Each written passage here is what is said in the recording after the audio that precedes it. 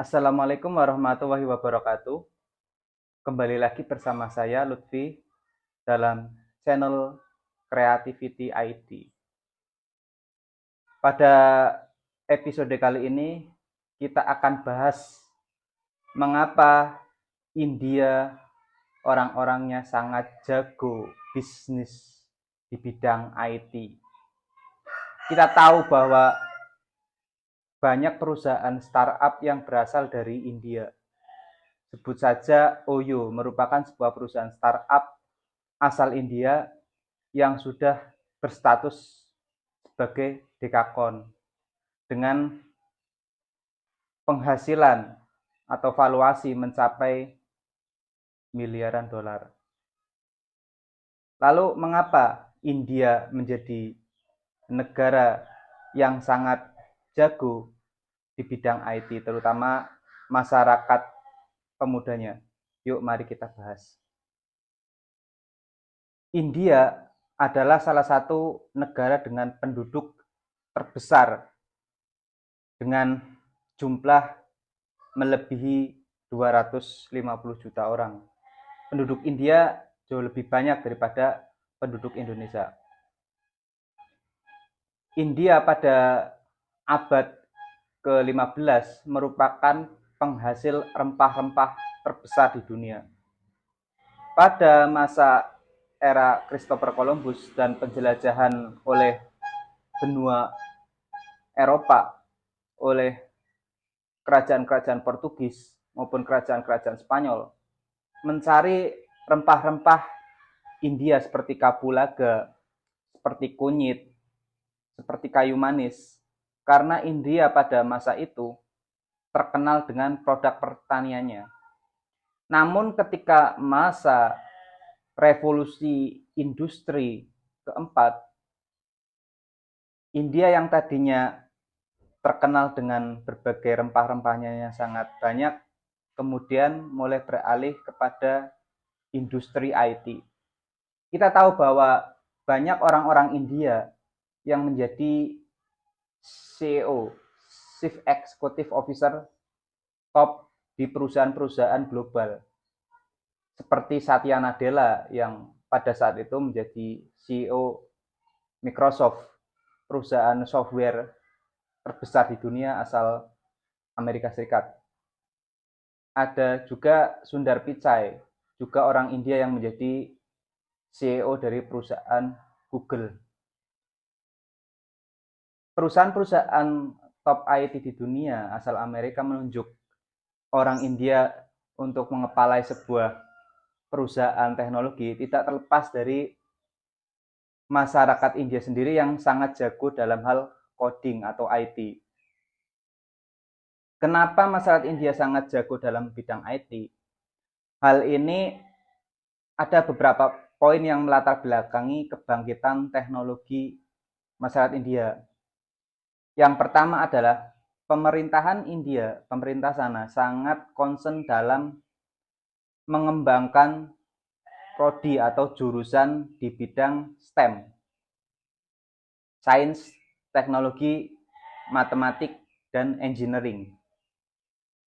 Semua anak muda di sana yang masuk pada program studi STEM itu, engineering, IT, informatika, akan diberikan stimulus atau beasiswa yang sangat besar.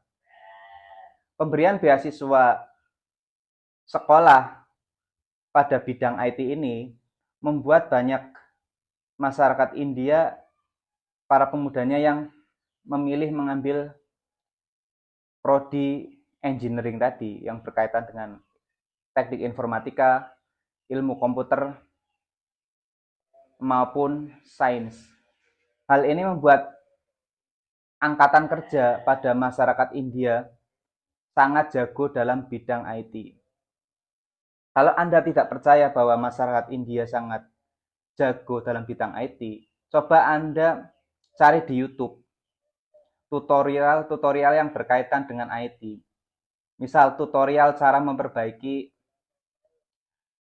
laptop Windows yang hang, maka kalian akan menemui para YouTuber India yang berbahasa India banyak bertebaran di channel YouTube. Teknik menyadap percakapan WhatsApp juga banyak sekali tutorial-tutorial orang India yang bertebaran di YouTube.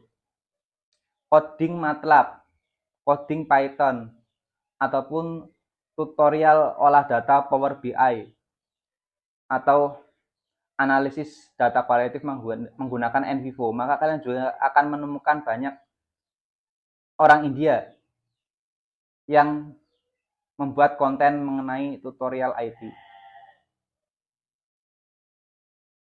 Sekolah di jurusan STEM ini sangat berpengaruh pada skill masyarakat India yang sangat luar biasa. Kalau di Indonesia saja pemerintah memberikan beasiswa yang sangat banyak di bidang prodi IT, semisal teknik informatika, sistem komputer, maka saya yakin Indonesia akan menjadi the next India. Banyak CEO-CEO besar, perusahaan-perusahaan software, misal Adobe atau perusahaan Tesla akan menggunakan orang Indonesia sebagai CEO. Namun hal itu bisa terjadi jika pemerintah Indonesia memberikan insentif yang sangat banyak, beasiswa yang sangat banyak untuk jurusan STEM. Itu yang pertama mengapa orang India jago dalam bidang IT. Yang kedua, mengapa orang India sangat jago dalam bidang IT? Karena infrastruktur teknologi India yang sangat canggih. Ketika Indonesia masih berjuang dengan kecepatan internet 4G yang sebetulnya tidak cepat-cepat amat, India sudah sangat maju infrastrukturnya dengan jaringan 5G. India menjadi salah satu negara dengan kecepatan internet tercepat 10 besar di dunia. Kecepatan internet ini sangat penting bagi industri IT. Bagaimana bisa internet yang lambat kemudian membuat orang-orang akan membuat game misalnya. Padahal sebuah game sendiri mempunyai kapasitas data yang sangat besar, bisa mencapai ratusan giga. Orang Indonesia akan malas duluan mengupload karyanya itu ke publisher jika kecepatan internet saja lemot, maka akan gagal berkali-kali. Ketika upload akan violet terus karena kecepatan yang lemot. Nah, kecepatan internet ini sangat penting bagi pengembangan industri IT. Jadi kalau Indonesia ingin masyarakatnya pintar dalam IT, cakap dalam IT, maka PR kita yang kedua harus memperbaiki kecepatan internet di Indonesia menjadi sangat cepat. Pemerataan juga sangat penting. Di kota memang internet sudah cukup cepat, di Jakarta, di Medan, di Surabaya, di kota-kota besar lain. Namun kita akan menemui realita bahwa di pedesaan internet masih cukup lambat, terutama di kawasan Indonesia Timur seperti NTB, seperti Sumba, dan sebagainya yang kecepatan internetnya masih belum merata. Yang ketiga, pendidik dan pelatih IT yang berkualitas dan profesional di bidangnya. Kampus-kampus teknologi di India biasanya akan mendatangkan langsung pakar profesional di bidangnya untuk mengajarkan IT kepada para mahasiswanya maupun kepada para siswanya.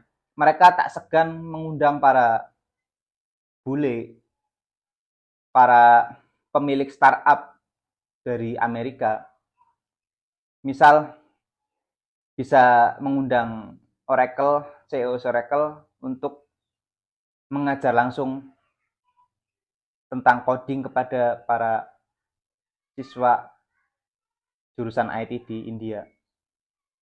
Nah, ini penting karena para profesional yang mengajar di kampus biasanya ilmunya akan jauh lebih mendalam daripada akademisi. Di Indonesia pun sebetulnya akan lihat pola-pola yang sama seperti itu. Ketika seorang pakar di bidang jurnalistik mengajar tentang jurnalistik kepada mahasiswa hubungan internasional, maka ilmunya cenderung akan mendalam karena ia mendapatkan pengalaman langsung di lapangan selama meliput seorang jurnalis itu. Kampus akan lebih efektif mengundang seorang redaktur media massa untuk mengajar di kampusnya daripada mengundang seorang akademisi biasa atau dosen biasa yang tidak berkecimpung di dunia jurnalistik secara langsung. Nah, kurikulum pendidikan IT di India juga seperti itu. Jadi langsung mengundang pakar-pakar di bidangnya yang memang orang tersebut terjun langsung di industri IT lalu disuruh mengajar IT di India. Hal ini yang membuat orang-orang India mempunyai skill yang sangat luar biasa jago dalam bidang IT. Yang ketiga, mengapa India sangat maju dalam bidang IT, yaitu karena ekosistem startup India yang sangat maju, bahkan bisa menyaingi Silicon Valley yang ada di California. Hal ini dibuktikan bahwa India masuk dalam pemilik startup terbanyak nomor 2 di dunia setelah Amerika. India memiliki 13.480 perusahaan startup. Mulai dari perusahaan startup di bidang finansial, transportasi, kesehatan, pendidikan, maupun artificial intelligence. Peringkat ketiga disusul Inggris dan peringkat keempat disusul Kanada. Indonesia sendiri sebetulnya masuk juga dalam peringkat terbaik di bidang startup, di mana perusahaan Indonesia seperti Gojek, Bukalapak, Tokopedia sudah mencapai dekakon. Indonesia juga menempati 20 besar lah startup terbaik di dunia. Ini lumayan dibandingkan dengan negara Malaysia maupun Thailand yang startupnya masih kurang lah kualitasnya, kemajuannya dibanding dengan Indonesia. Nah, jika Indonesia ingin memiliki generasi muda yang ahli di bidang IT dan mampu menciptakan perusahaan-perusahaan top di bidang startup seperti Microsoft, seperti Google, seperti OpenAI, seperti Adobe, maka kita harus memperbaiki beberapa aspek yang sudah saya sebutkan tadi.